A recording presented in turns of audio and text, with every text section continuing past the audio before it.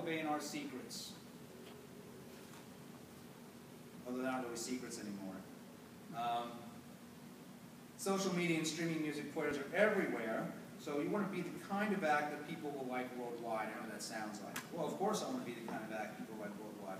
But if you live in a part of the country that is particularly ethnic, one particular type of music, let's say, hypothetically, you live in a very, very particularly Irish area of Boston, okay?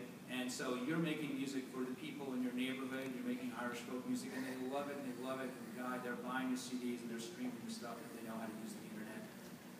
But that's not going to get you interest from a major label, not very likely, because it's just too regional. So, and there's nothing wrong with being a local artist. I have clients who are local artists that make very, very good livings. You'll never hear about them, they'll never become famous, but they're paying their bills and they're doing music and nothing else.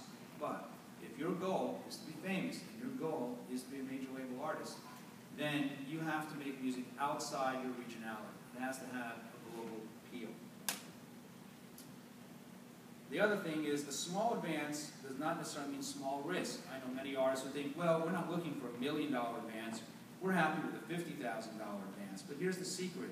A label would rather spend $1 million on something that's guaranteed than $50,000 on some development deal. That is a big change in the industry. They used to spend $25,000, $50,000, $75,000. You know, they would light their cigars with money like that on a new artist. They take a chance.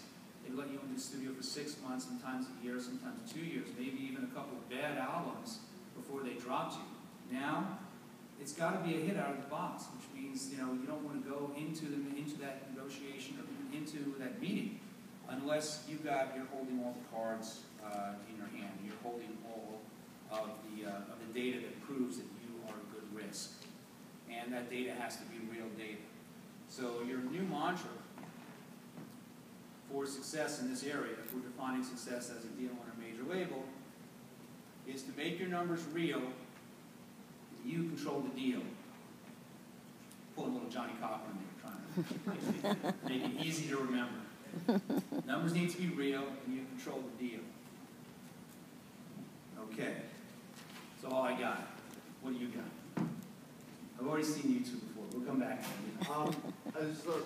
Going back to the subject you're talking about, if you're an ASCAP writer and publisher, they're supposed to be collecting your royalties. Why would you need somebody like Sound Exchange? Well, that's because ASCAP and Sound Exchange collect different types of royalties. ASCAP and BMI collect performance royalties off radio, analog sources, and they collect for the songwriter. Sound Exchange collects off of digital sources, and they collect for the recording artist. All right. It's literally apples and oranges. Right, I got you now. But Harry Fox does that. Harry Fox is not doing that. Harry Fox issues licenses for mechanical royalties, and I don't know even what is a mechanical royalty anymore. You don't even sell CDs anymore.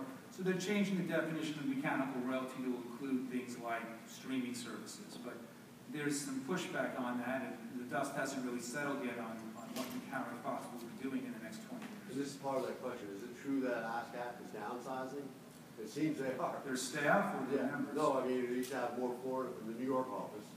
What? I'm sorry? I said there used to be more floors in one Lincoln plot.